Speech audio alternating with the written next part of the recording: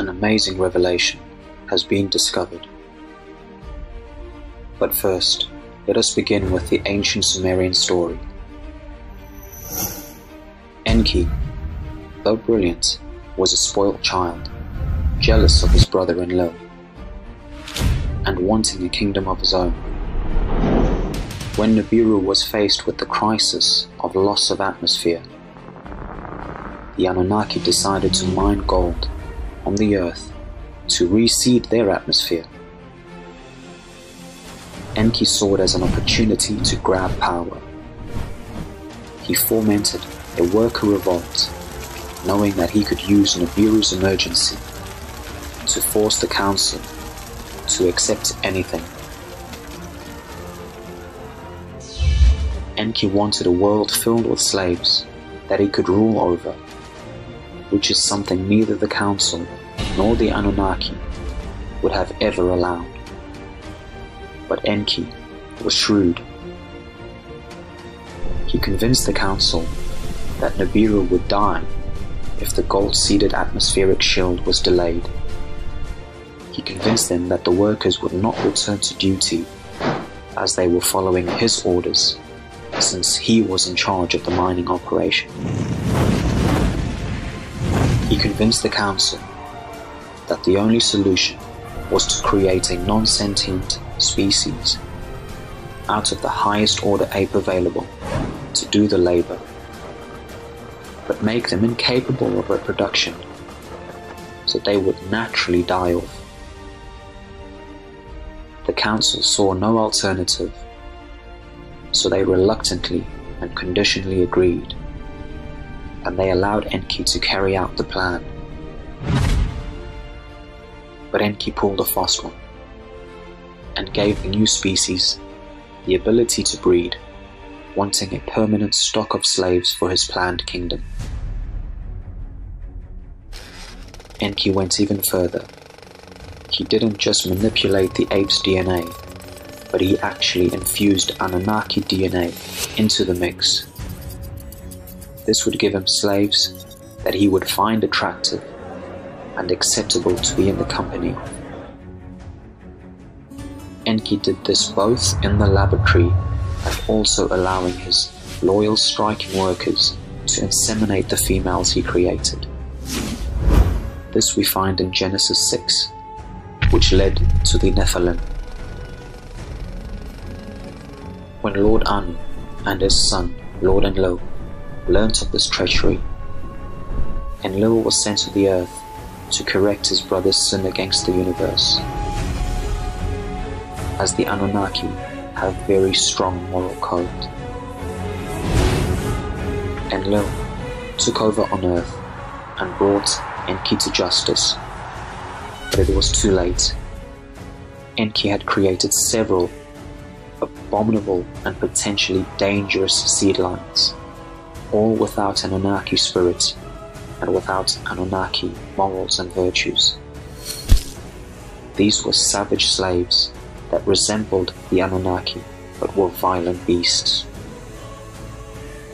The council decided that such an abomination must never be allowed to progress, because they would be a cancerous infestation to the universe and a danger to any other species they encountered. But because of Anunnaki morals, the genocide of a related race was nearly unthinkable. So they decided to let a natural event destroy this abomination. They knew that Nibiru's next close pass by the earth would cause massive flooding, wiping out the abomination. They decided to let it happen. Enki didn't want to lose this opportunity to have a kingdom of his own, so he went against the orders of the council and protected segments of his created beings from the flood. When the council learnt of this, they were livid, and Enki paid a price for his treachery. But this left a growing species that was still as dangerous as ever.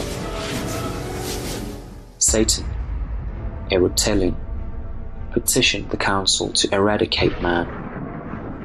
so the threat would be contained. But man's true savior, Lord Enlil, who was Lord Rael, fought against Satan in front of the council on behalf of man. Lord Enlil argued that man was part Annunaki and therefore possessed the divine spark, and if properly educated and nurtured, they could one day be equals. Satan vehemently disagreed, asserting that a species cannot be taught to have morals, that the law of love is either written in their hearts or it is not. The council found logic in both sides of the argument and offered a compromise. Since Satan was man's chief accuser, he and his people would be allowed to utilize part of Lord Enlil's plan to educate, but at the same time weed out those that would not be capable of evolving. The plan would give Satan a set amount of time to fulfill this directive, after which he was to hand over the earth to its rightful custodians, the Anunnaki, at which point those that were considered evolvable would be educated and nurtured under the Anunnaki for a period of 1,000 years, before becoming full and free members of the council themselves. All sides reluctantly agreed, but Satan did not believe that man should ever be allowed into the universe, and he developed a very cruel system to cause man to live, die, and be trapped in this cycle, so that man would forget the lessons he had learned, and he would have to start from scratch after each incarnation. Satan then created a group to dominate man, giving them the knowledge man lost between incarnations. This group was given an infusion of reptilian DNA, so they would be more intelligent and less compassionate, and thus be better equipped to dominate the Anunnaki seed line, which is human. When Lord Enlil learnt of this, he went before the council, stating that this is no better than what Enki did. The council disagreed, stating that man was most likely going to be destroyed anyway, so if Satan needed to do something unconventional that may help man accelerate in his progress, what was the harm? The harm was lesser Anunnaki souls being chortled in a death-rebirth cycle that was not going to fulfill the plan of man's evolution. Lord Enlil took matters into his own hands. Lord Enlil had a staging area set up on the planet within the Anunnaki Empire, where souls would come between lifetimes, have their past life reviewed and recorded, and then have them returned to the earth for their next incarnation. This ensured that the lessons of each lifetime would not be lost, and that the memories could be reinfused if necessary, so each person would have the total value of all their life lessons gained over all their lifetimes.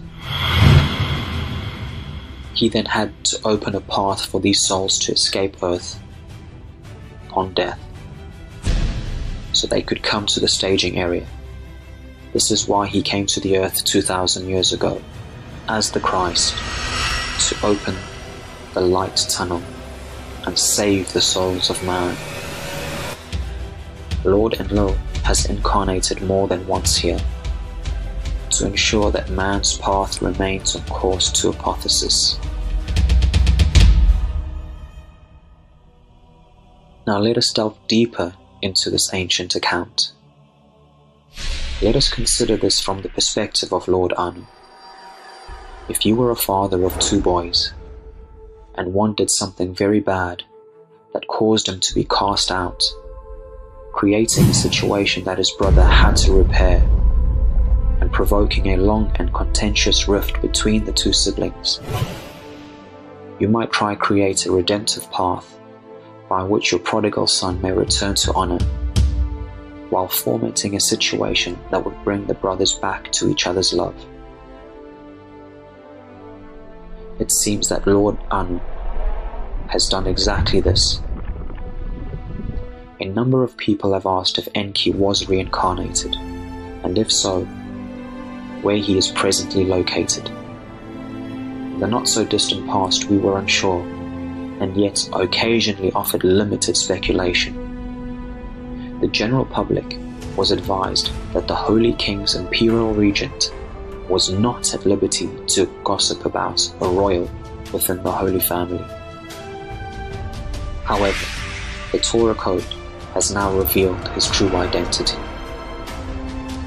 It must be said that Enki is not an evil being. He simply allowed ambition to get the better of his judgment, leading him to violate an ethical restriction of the Annunaki. If he hadn't performed that violation, none of you would be here today. So in the same way one looks at a deadly hurricane with great umbrage, one must also remember that the hurricane will bring forth water and blossom to the desert. The royals have incredibly high moral standards, so if they were going to allow Enki back to a place of honor, receiving absolution for his sin, he would have to perform an immense penance that would humble him while demonstrating that his divine right to rule was not lost through his transgression.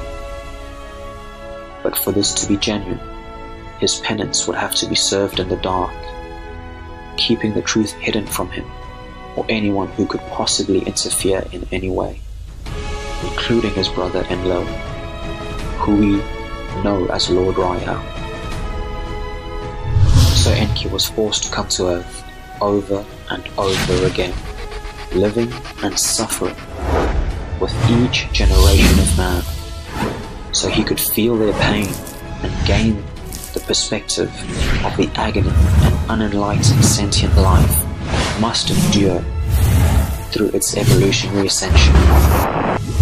Only in this way could he fully understand why the unauthorized creation of sentient beings is a great sin among the membership of the council.